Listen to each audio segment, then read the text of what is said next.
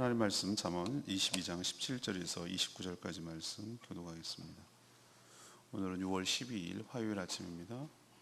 6월 12일자 본문 잠언 22장 17절에서 29절까지 말씀 교독합니다. 구약성경 935페이지입니다. 잠언 22장 17절에서 마지막 29절 교독합니다. 너는 귀를 기울여 지혜 있는 자의 말씀을 들으며 내 지식에 마음을 둘지어다.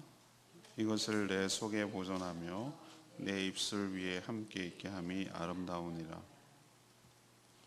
내가 내게 여호와를 의뢰하게 하려 하여 이것을 오늘 특별히 내게 알게 하였노니 내가 모략과 지식의 아름다운 것을 너를 위해 기록하여 내가 진리의 확실한 말씀을 깨닫게 하며 또 너를 보내는 자에게 진리의 말씀으로 화답하게 하려 함이 아니냐.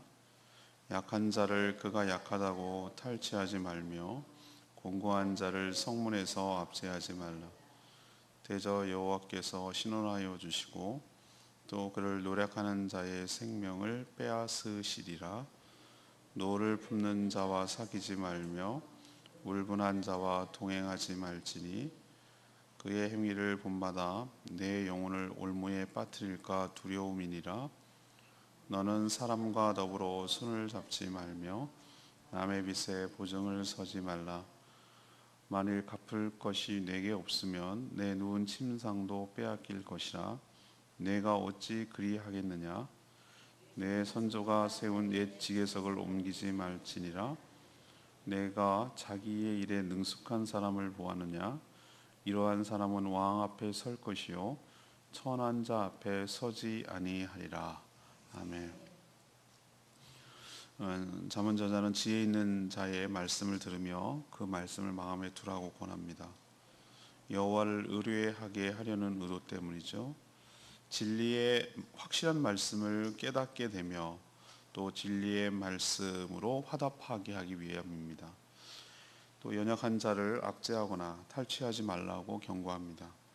또 노를 품은 자와 사귀지 말고 보증 서는 것 조심하며 경계석을 함부로 옮기지 말라고도 당부를 합니다. 오늘 질문은 우리 성도가 조심해야 할 것은 무엇입니까? 우리 성도가 조심해야 할 것은 무엇입니까? 먼저 17절 말씀처럼 말씀을 거부하는 삶입니다. 17절에 지혜 있는 자는 곧 하나님을 뜻합니다. 그래서 잠언 저자는 하나님의 말씀을 들으며 그분의 지식에 마음을 두라고 이렇게 권고하고 있습니다. 또 18절에 말씀을 마음에 보존하며 입술로 고백하는 것이 아름답다 라고까지 말을 합니다. 왜 이렇게까지 하나님의 말씀을 마음에 두라고 권고를 하는 것일까? 그것은 바로 하나님을 의뢰하게 하기 위함입니다. 19절에 그런 표현이 있죠. 내가 내게 여호와를 의뢰하게 하려고 이것을 오늘 특별히 내게 알게 하였다고 그랬어요. 의뢰라는 게 뭐죠? 믿고 의지하고 맡기는 태도를 말하는 거예요. 의뢰라고 그러죠. 하나님을 의뢰하는 것은 무엇으로 나타나는가? 말씀을 가까이 하고 그 말씀에 순종하는 것을 통해서 이 사람이 하나님을 의뢰하는구나 라는 것을 알 수가 있는 것이죠. 하나님을 의뢰하면 뭐가 좋습니까? 살아가는 데 필요한 20절에 모략과 지식의 아름다운 것을 너를 위해 기록하여 21절 내가 진리의 확실한 말씀을 깨닫게 하고 또 너를 보내는 자에게 진리의 말씀으로 화답하게 하려는 그것 때문에 너희 안에 뭐가 있어야 된다고요? 하나님을 의뢰하고 그 말씀을 순종하는 것이 필요하다는 거예요. 그러니까 살아가는 데 필요한 모략이라는 것은 나쁜 의미가 아니라 좋은 의미에서의 생각들, 아이디어들, 계획들 그리고 지식이 생기는 것이죠. 또 하나님의 말씀은 바르고 신뢰할 수가 있어서 또 말씀을 가까이 하는 자에게 이 땅에 자신을 보낸 분에게 올바르게 대답할 수 있다는 거예요. 이 말은 말씀을 잘 깨닫고 그 말씀을 알면 지혜와 지식과 모략이 있어서 어떤 지식이 있냐면은 우리가 뭐 살아가는데 필요한 뭐 잔기술과 운전기술, 무슨 전화하는 기술 이런 기술이 아니라 근본적인 지혜. 예를 들면 내가 왜 태어났지? 내가 왜 생명이 주어졌지? 내가 왜 이 땅에 살아가지? 이 세상의 끝은 어딜 향해 가고 있지? 뭐 이런 근본적인 자신의 인생의 목적 그리고 자신의 인생의 사명 이런 것들을 하나님의 말씀을 통해서 깨닫게 된다는 것이. 근데 이거를 알아야 구체적으로 잔잔한 것들 그것들은 그냥 살아가면서 자연스럽게 알게 되고 터득이 되는데 이 근본이 흔들리는 사람은 우왕좌왕하고 인생을 어디에 목적을 둬야 될지 모르고 엉뚱한 데 목적을 두고 방황하고 이렇게 살아간단 말이죠. 제가 오늘 뭐 해야 될지 어떻게 결정이 나겠어요? 큰 틀에서 결정나는 제주 복음화를 서 건강한 교회를 세워가는 것이 내 기본적인 틀이고 나를 보내신 하나님의 사명이에요. 그렇죠? 그 큰 틀에서 내가 오늘 뭐를 해야 될지가 자세한 것은 결정이 나는 거예요. 근데 그 틀이 무너져 버리면 그것이 혼동이 되고 그것이 혼란이 생기면 내가 오늘 뭘 하는 것이 있는지 우왕좌왕하는 것이죠. 여기서 말하는 지혜란 무엇이죠? 어떻게 모략이 생긴다고 말하죠? 바로 그거예요. 하나님께서 나를 보내신 이유에 대해서 화답한다는 거예요. 내가 뭐라고 하나님 앞에 뭔지 정확하게 대답할 수 있는 것이 내가 왜 여기 계십니까? 내가 왜 살아갑니까?에 대한 정확한 것을 대답할 수 있는 능력이 생긴다는 거예요. 뭐가 있으면? 하나님 말씀이 내 가운데 있으면 지혜가 생겨서. 이처럼 말씀이 우리 삶에 이렇게 귀한데 말씀을 멀리하거나 말씀을 거부하는 사람은 그렇게 살아가는 것은 뭘 하지 않는 거라고 똑같다고 말할 수 있죠. 하나님을 의뢰하지 않는 거예요. 하나님을 믿고 맡기고 의지하지 않는다는 뜻이에요. 내 마음대로 살겠다는 거예요. 그러니 제대로 살아갈 수가 없고 시행착오도 많이 겪고 인생을 방황하고 소모하고 소진하고 그렇게 되는 것이죠. 그래서 말씀을 등한시하는 자는 지혜가 있을 수가 없어요. 인생의 진짜 지혜는 여기에 다 담겨있기 때문에 그래요. 여러분 엉뚱한 거 찾을 거 없어요. 친구가 있어요. 제 친구, 그 대학교 친구 하나 있는데 걔는 결국 불교 방송국 아나운서가 됐어요. 근데 뭐 대학교부터 뭐 이것저것 뭐 과학 철학이 어떻고 뭐 이런 뭐 동양 철학이 어떻고 뭐 열심히 공부하더라고. 그래서 마치 나를 보면은 뭐 그런 것도 모르는다는 식으로 아주 그렇게 생각해서 나는 성경 하나로 충분해. 거기에 모든 게 담겨 있어. 우왕좌왕하고 방황할 이유가 없어. 명쾌하다고 그랬어. 세상이 처음과 끝과 어떻게 진행되는 것이며 이 세상에 일어나는 모든 것들을 어떻게 바라볼 수 있는 것이며 이런 시각이 다 여기서 생긴다. 충분하다고 그랬어. 나보고 편협한 것처럼 얘기하지만 아니에요. 하나님 말씀은 진리이며 지혜인 줄로 믿습니다. 이것도 안 붙들면서 딴 거 갖고 붙드는 것은 정말 어리석은 거예요. 진짜 본류는 안 잡고 격가지만 붙들고 앉아서 이러니 저러니 얘기하는 거랑 똑같아요. 그걸 전체적으로 다 무시한다는 뜻은 아니에요. 그 안에도 하나님께 이성을 주셨기 때문에 다 일리 있는 말씀이고 진리가 담겨 있어요. 그러나 부분적이에요. 전체적으로 큰 진리, 큰 줄기는 말씀 속에서 찾을 수 있어요. 충분해요. 그러니까 여러분들이 나는 공부도 못했고 뭐 많이 배운 것도 없고 나는 뭐 그렇게 뭐 똑똑하지도 않고 공부도 잘하지도 않았고 걱정하지 마세요. 훨씬 더 공부를 많이 하고 더 똑똑한 사람보다 말씀을 모르는 사람 헛똑똑이에요. 헛똑똑이. 말씀을 제대로 아는 것이 진정으로 지혜로운 사람인 줄로 믿습니다. 왜? 하나님 그 자체가 지혜예요. 예수님 그분이 지혜라고 지혜. 그분을 다른 말로 지혜, 원래는 지혜로 있었어요. 지혜가 말씀이고 말씀이 사람이 되신 분이 예수님이기 때문에 그분을 알아간다는 것이 곧 지혜예요. 우리는 진짜를 잡고 있는 거예요. 그러니 여러분 말씀을 거부하는 삶 이게 정말로 조심해야 될 삶인 줄로 믿습니다. 두 번째 얘기는 22절 말씀. 약자를 압제하는 삶. 약자를 압제하는 삶을 조심해야 돼요. 성도가 조심해야 할 것이 참 많지만 사회적 약자를 함부로 대해서는 안 됩니다. 구약성경에 하나님은 대표적인 사회적 약자, 그 당시로 지금도 뭐 비슷합니다만 세 가지를 얘기했죠. 지목에서 고아와 과부와 나그네 3대 약자예요. 그 당시로는. 우리도 지금도 많이 어려움을 겪고 있는 거잖아요. 그죠?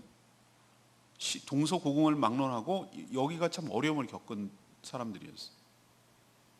그들을 함부로 대하지 말고 잘 돌봐주라고 얘네들이 안 지킬까 봐 율법으로 아예 명시를 해버려놨어요. 율법으로, 계명으로 그렇게 해버려놨어요. 자, 오늘 22절 보면 그런 표현이 똑같이 나와요. 네가 약한 자를 그가 약하다는 이유만으로, 그가 힘이 없다는 이유만으로 뭐 하지 말고? 탈취하지 말고. 탈취라는 것은 강제로 힘으로 눌러서 빼앗는 것을 탈취라고 말하는 거예요. 강탈이라는 말고 똑같아요. 또 곤고한 자, 곤고한 자란 뭐죠? 이런저런 이유로 어렵고 힘든 사람, 뭔가 약점이 있는 사람, 뭔가 결함이 있는 사람, 뭔가 혼란한 사람, 이런 공고한 사람을 뭐 하지 말고? 성문은 옛날에 룻기에서 보면은 공개적인 재판이 열리는 공개적인 장소였어요. 옛날에 성문에서 다 모든 것이 일어나요. 성문은 그 앞에서 다 공개적인 것들이 일어났단 말이죠. 그러니까 여기서 성문이라고 말하는 것은 어떤 장소를 말하는 것이 아니라 공개적이고 법적인 의미를 말하는 거예요. 성문에서 뭐 하지 말고? 압제하지 말라고 그랬어요. 압제하지 말라고 뭐 하고 있어요? 경고하고 있어요. 하나님은 23절에 대저 여호와께서 신원하여 주시고 또 그를 노력하는 자의 생명을 뭐 하리라? 빼앗으려고 경고하고 있어요. 하나님께서는 그 약하다고 탈취당하고 공고하다고 압제당하고 이런 사람들이 어디 호소할 데가 없잖아요. 그럼 이런 사람들 가서 뭐 하겠어요? 법으로도 안 되고 힘으로도 안 되고 그러니까 누구한테 가서 얘기하겠어요? 하나님한테 가서 얘기하는 거예요. 하나님 억울합니다. 하나님 답답합니다. 막 이러면서 막 눈물로 하나님께 호소하면 이게 더 무섭거든. 이게 하나님께 일러 바치는 거고 이게 진짜 무서운 거거든요. 그럼 하나님께서 그걸 들으시고 이놈이 이렇게 된단 말이에요. 요즘 보세요. 요즘도 이거랑 뭐가 달라요? 갑질하는 게 똑같잖아요. 다 갑질이잖아요. 딱 갑질. 돈 있다는 이유만으로 사람 취급, 인간 취급 안 하고 함부로 대하고 말이지. 막 그거 하는 거. 그거 솔직히 법적으로 보면 그렇게까지 처벌을 안 받을 수 있는데 괘씸죄에 걸려서 국민 괘씸죄. 내가 보니까 딱 그래. 왜 사람이 정서적으로 법적으로 보면 그렇게까지 많이 처벌을 하고 싹싹싹 빠져나갈 수 있어요. 평상시 같으면. 근데 지금 뭐가 딱 걸렸냐면은 국민 분노를 산 죄가 커. 화가 나는 거야. 화가. 내 자식들이 회사에 취직했더니 저런 꼴 당할 걸 생각하니까 막 피가 꼬꼬로 솟는 거예요. 어떻게 공부를 시켜가? 지는 뭐 태어나서 지네 아버지가 회장이고 지는 처음부터 돈을 갖고 나 지네 할아버지가 회장이고 해먹어가지고 그렇게 했는데 지가 건방지게 젊은 것이 막 함부로 욕하고 이렇게 하는 게 막 못 견디는 거예요. 요즘은 그렇게 됐어요. 그래서 지금 경영권 박탈을 위해서 지금 막 하고 있어요. 지금 주주들 동원하고 국민연금이 주주권 행사하고 우리 사주 가진 사람들이 갖다 주주권 행사하고 해가지고 내년 3월이 조양호 회장 마지막 임기예요. 임기를 연장하지 못하도록 주주총회에서 하겠다고 지금 벼르고 있잖아요. 하나님께서 그 억울한 신원을 갚아주실 줄로 압니다. 그러니까 힘이 있다고 누르면 안 되고 공고하다고 약점 잡아가지고 빼앗으면 안 되는 거예요. 하나님께서 그 생명을 빼앗겠다고 그랬어요. 하나님께서 가만 안 둔다 이 얘기예요. 그렇게 억울한 자를 압제하는 것. 하나님은 어디 기댈 데가 없이 오직 하나님께 호소하는 자의 신원을 갚아주시고 들으세요. 하나님은 공의롭고 자비가 풍성한 분이신 줄로 믿습니다. 억울한 자의 신원을 갚아주신다고. 그럼 우리 거꾸로 이렇게 합시다. 우리가 누군가에게 이런 식으로 당했어. 그럼 우리는 누구에게 해야 됩니까? 똑같은 방식으로 자기 나름대로 보복을 할 것이 아니라 하나님께 뭘 해야 돼요? 그 억울함을 하소연해야 되는 거야. 신원을 갚아주시기를 과부의 심정으로 들어줄 때까지 계속 하나님께 아뢰는 거예요. 하나님께 억울하다고 속상하다고 하나님 너무 분하다고 막 이렇게 하나님께 아뢰면 하나님께서 이 말씀에 근거해서 이 말씀 붙들고 하세요. 하나님이 제일 약하신 분이 본인이 하신 말씀을 들이대고 얘기하면 하나님 약하셔요. 그럼 이 말씀 붙드는 거예요. 하나님 잠언 22장 22절 23절에 이렇게 말씀하셨습니다. 하나님 억울한 자의 신원을 갚아주신다고 하셨습니다. 이러면서 하나님께 그 약속을 얘기하면은 하나님께서 안 들어주실 수가 없어요. 그러니 우리는 양쪽 입장에 다 서야 됩니다. 자신이 가진 그 무엇으로 없는 자를 멸시하거나 압제하거나 가로채는 일, 정말 조심해야 되는 일이에요. 또 그런 일을 당했다면 자기식으로 보복하지 말고 하나님께 그 억울함을 아뢰고 호소하고 신원을 갚아주시도록 기도함으로 하나님이 해결하시는 방식을 취하는 여러분들 되시기를 바랍니다. 자, 두 번째는 약자를 압제하는 거 조심하라고 했어요. 세 번째는 25절 말씀대로 조심해야 될 것, 세 번째, 악행의 영향을 받는 삶을 조심해야 돼요. 악행의 영향받는 삶을 조심해야 돼요.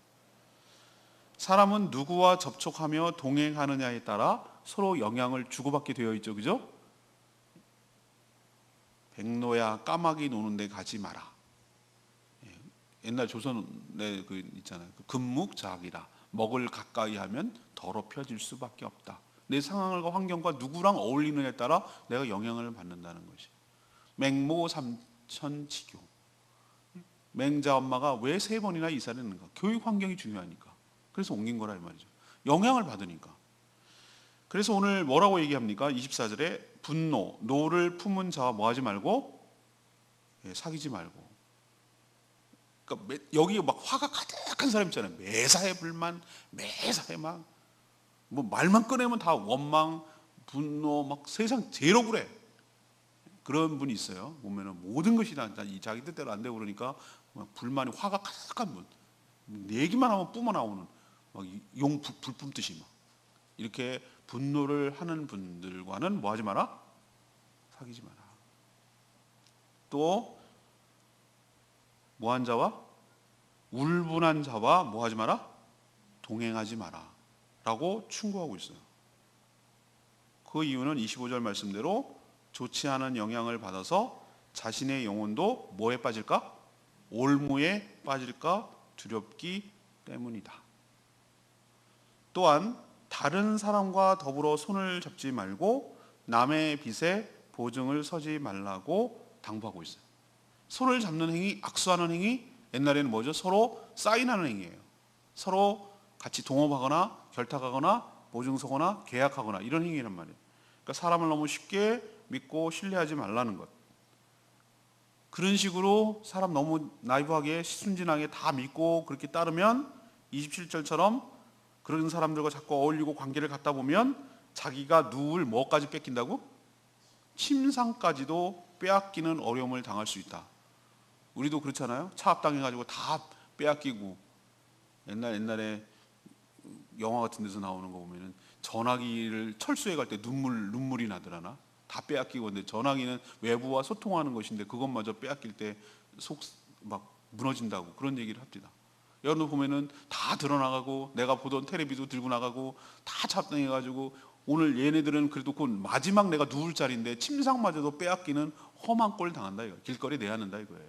그러니 조심해라. 네 주변 사람들 잘 살펴라. 그리고 마지막으로 선조들이 세운 옛날 어른들이 세운 옛날 경계석, 지계석이란 말을 우리는 잘 안 쓰는데 우리로 말로 바꾸면 경계석이에요. 경계석. 요즘은 이럴 필요도 없어요. 다 지적도가 나와 있어가지고 측량하면 다 나와. 근데 요즘도 그래도 말뚝은 박아놓잖아. 여기까지 땅이고 여기까지 땅입니다. 이렇게 한단 말이죠.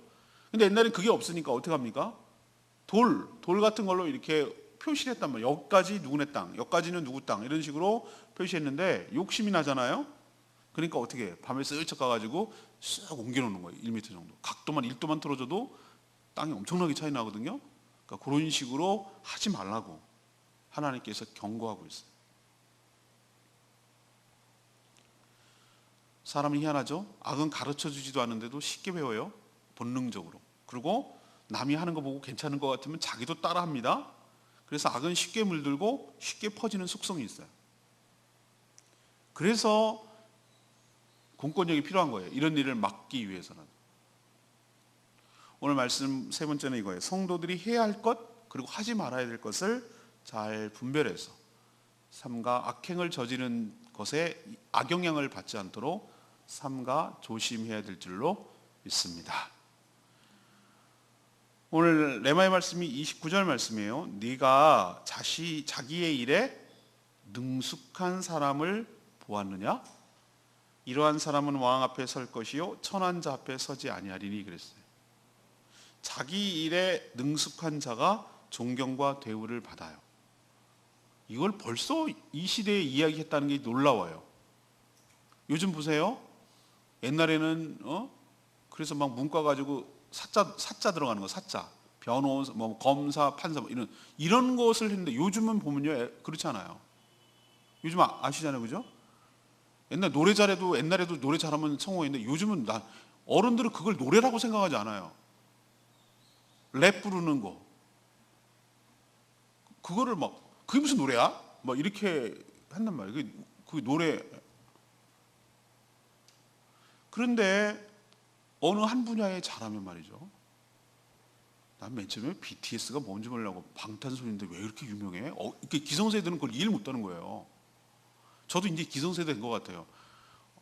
그래 레몬스턴 내가 알겠는데 얘네가 뭐 진짜 노래 잘하냐? 그래서 노래 하니까 뭐 그냥 그런데 뭐 이렇게 얘가 유명하지? 나는 그걸 이해를 못하는 거예요. 어른들은 이해 못해요 그거는. 근데 그게 그렇게 대단한 거야?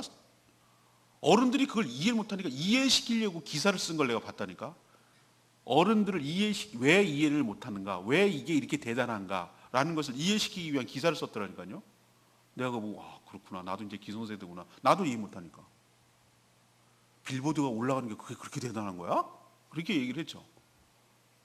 근데 옛날에 싸이가 올라간 건 내가 싸이보다 더 유명한 싸이는 한 곡이 올라갔는데 한 헌드레드 그러니까 100곡 올라가는 게 2등 했대. 그것도 1등도 안 하고 7주 2등 했다는. 우리는 막 그거 대단하게 얘기잖아요. 근데 그게 아니라 앨범이라는 것은 여러 곡이 들어간 것 중에 200 중에 1등 했다는 것은 이거는 아티스트로서 가치를 인정받았다는 뜻이라는 거예요. 그것도 한국어로 얘기했는데 그 정도까지 올라갔다는 것은 이것은 정말 대단한 것이다. 비틀즈 같은 급이다. 막 이런 얘기를 하더라고요. 그래서 그러냐? 내가 그렇게 얘기를 했는데 요즘 보세요. 세상에 나 그러니까 공부 그러지 말라니까요. 난 요즘 와서 무슨 생각이 드냐면 회의가 들어. 내가 공부 잘하는 애들 내가 옆에 봤어. 그랬더니 결국 뭐 우병우 꼴 나더라고. 우병우 꼴. 진짜 공부 잘하는 애들 내가 봤거든요. 정말 뭐 머리가 너무 비싼 저는 다 소용없더라고. 아니 머리 갈 것 없어. 신대원에서 공부 이렇게 120명이 동시에 동기들이 쭉 있는데 아휴 저거 어떡하나 저렇게 공부를 못해가지고 나중에 목회 어떡하려고 그러나. 그런 애들이 목회 더 잘해. 막 큰소리 치면서 뭐 어디 막 하면서 막 하고 다녀요. 공부 잘하는 애들 한 20명 애들 전부 다 어디 선교사 가서 고생하고 있고 뭐 어디 하고 있고 뭐 다 그러더라고. 신대원에서도 그래. 다 보면은 희한해요. 그래서 제가 내린 결론이 뭐냐면은 애들한테도 그렇게 얘기하고 나 자녀들한테도 그러고 뭐라고 그러냐면 내가 그거 막 그렇게 애착 부리지 않아요. 왜 그러냐면은 다 소용없는 기라. 공부를 해봐가지고 그래 좋은 대학 나오고 스카이 대학 나오고 스카이대가 요즘 뭐 스카이대가 우리나 스카이대라 그러지. 아이고 참나 기가 막혀서 세계에서는 저 100위까지 데려가는 그 학교를 갔다가 무슨 근데 나와서 그래 좋은 직장 가자 이거야. 삼성 대우 뭐 이렇게 LG 갔다 이거야. 그러면은 40대 명퇴 50대 명퇴 해가지고 나와가지고 치킨집 한다고. 치킨집 모든 사람이 다 치킨집 피자집.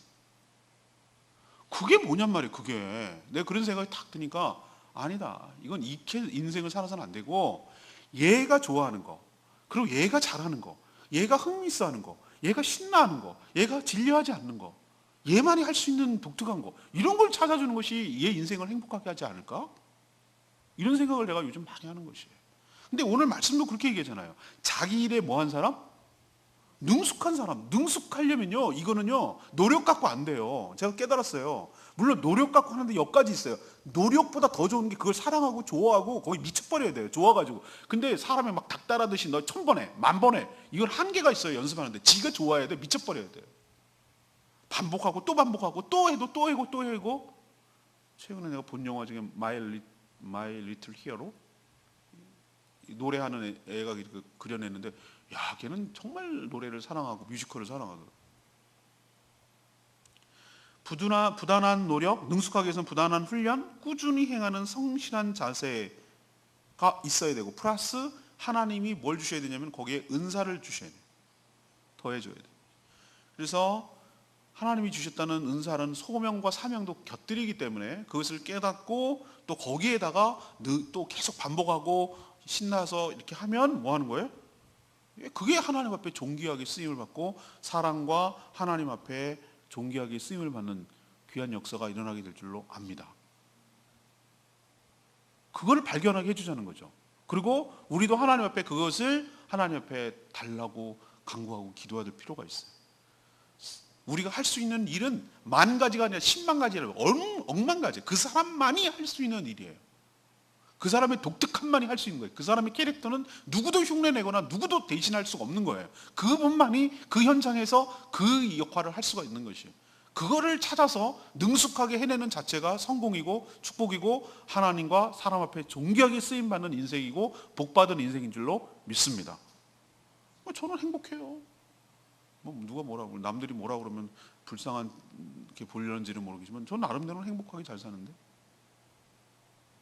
어제도 방송하는데 막 문자가 올라가네요. 목사님 월요일만 기다려집니다. 립서비스겠지, 커피 쿠폰 달라는 얘기겠지. 그런 얘기를 알고는 들었지만 그 말을 들으면 그래? 월화수목금토가 있는데 월요일이 기다려진다고? 말씀드리는 게 재밌다고? 그래서 내가 아내한테 물어봤어요. 당신은 그래? 그랬더니 당신은 말할 때 설교 톤으로 얘기 안 해서 좋아. 목사님들 여러분 그랬습니까? 이런 식으로 하는 게 나는 너무 질려 보이거든. 내가 청취자 입장에서도.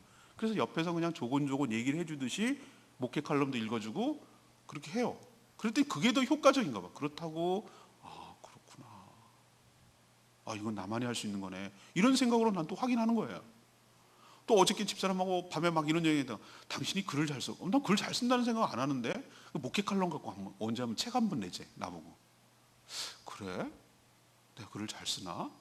이런 생각을 어떨 땐 들거든. 그냥 일상적인 얘기들을 그냥 이렇게 편하게 얘기하듯이 하는 거거든요. 그런가? 나도 모르겠다.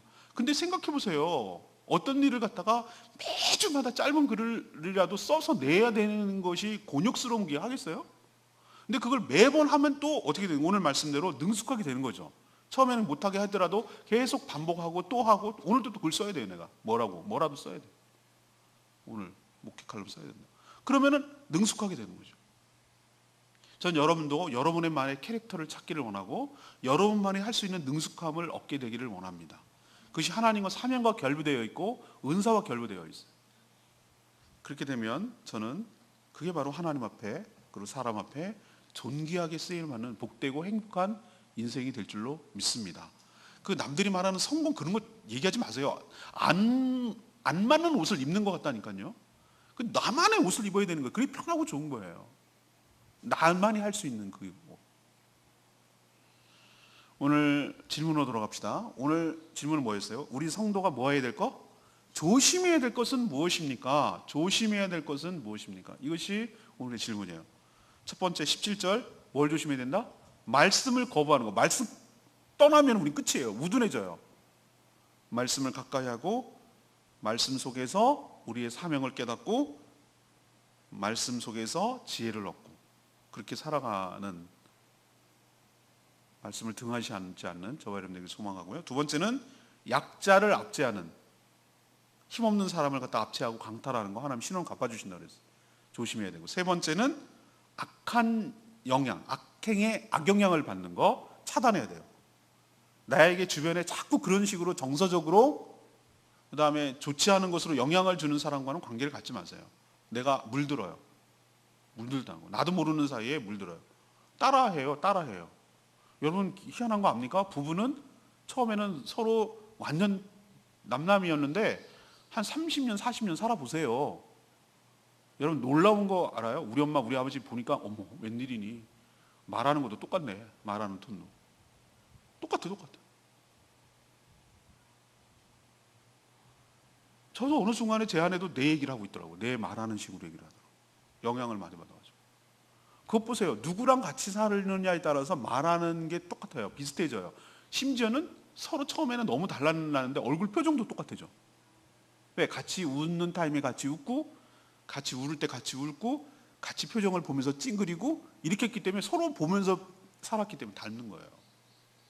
그래서 내가 누구랑 같이 사느냐, 누구에게 시간을 보내느냐, 누구에게 영향을 많이 받느냐에 따라서 내가 닮기 때문에 이왕이면은 선한 영향력을 줄 수 있는 사람을 가까이 두고 살아가는 것이 우리에게 복인 줄로 믿습니다.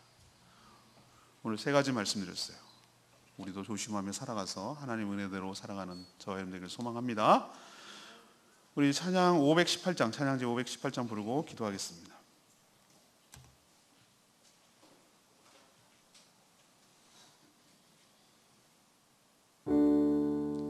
나의 모습 나의 소유 주님 다 드립니다. 주의 영광 위하여 살게 하여 주시옵소서. 나를 받아 주시옵소서. 나의 모습 나의 모습 나의 소유 주님 앞에 모두 드립니다. 모든 아픔 모든 기쁨 내 모든 눈물 받아주소서. 나의 생명을 드리니 주 영광 위하여 사용하옵소서. 내가 사는 날도 안에 주를 찬양하며 기쁨의 제물 드리니 나를 받아 주소서.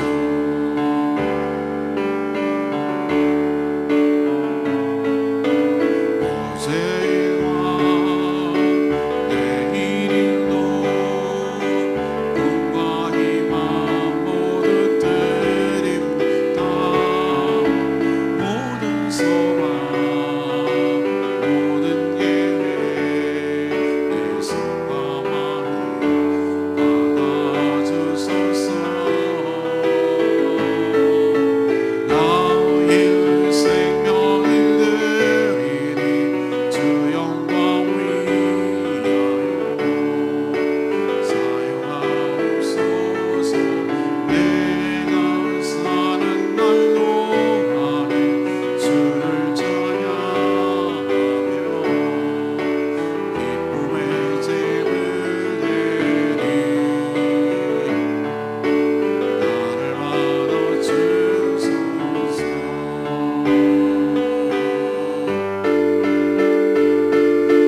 우리가 지닌 모든 것들 다 주께서 우리에게 주시었네. 못 받게 드릴 것이 없으니 내 삶을 받아 주소서. 나의 생명을 드리니 주 영광 위하여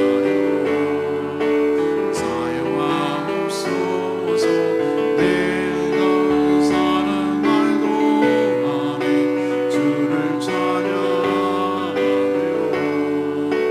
기쁨의 제물 드리니 나를 받아 주소서.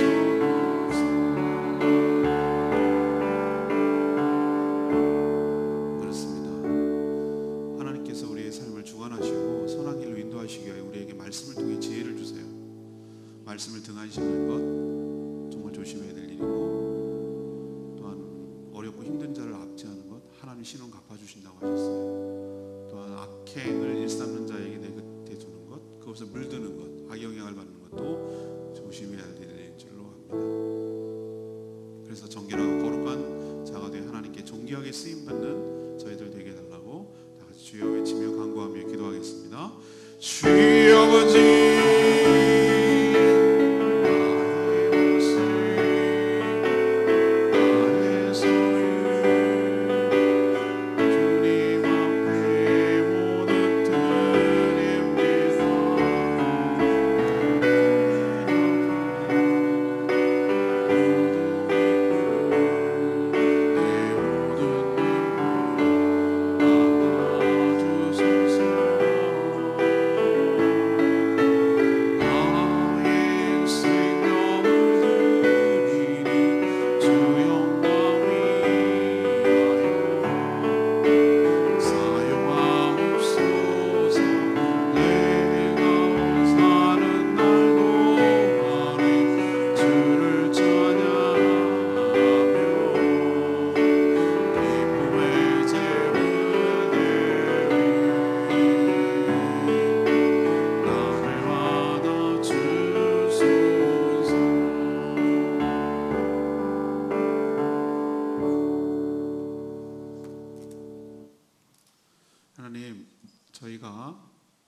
조심해야 될 것들이 무엇인지를 가르쳐 주셔서 참 감사합니다.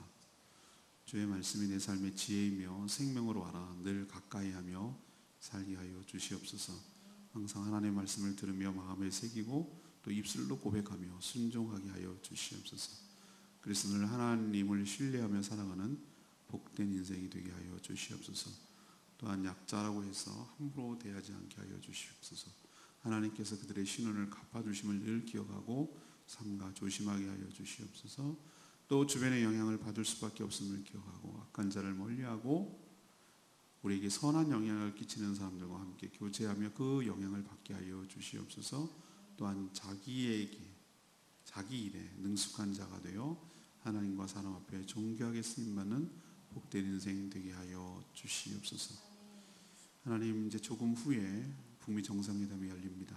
하나님, 참 이것이 우리 민족의 중대한 앞으로의 결정이 이루어질 것인데 더 이상 대치하고 서로 싸우고 미워하고 갈등하고 저주하고 이렇게 살아가는 시대를 이제 끝내게 하여 주시옵소서. 적대 관계를 청산하고 항구적인 평화 체계가 들어설 수 있도록 하나님 그들의 생각과 마음을 주관하여 주시기 원합니다.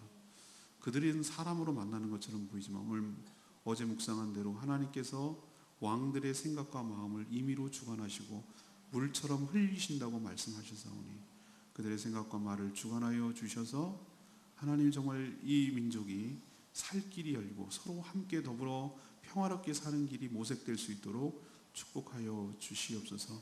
하나님, 북한에 있는 여러 가지 무기들 다 버리고 제거하게 하여 주시고 또 미국은 북한을 늘 적대적으로 대하지 아니하고 또 여러 나라 중에 하나로 생각하며 그래서 이 나라가 드디어 미워하는 관계가 아니라 서로 대치하는 관계가 아니라 싸우는 관계가 아니라 서로 더불어 함께 살 수 있는 그런 관계가 될 수 있도록 열리도록 새 시대가 열리도록 축복하여 주시옵소서.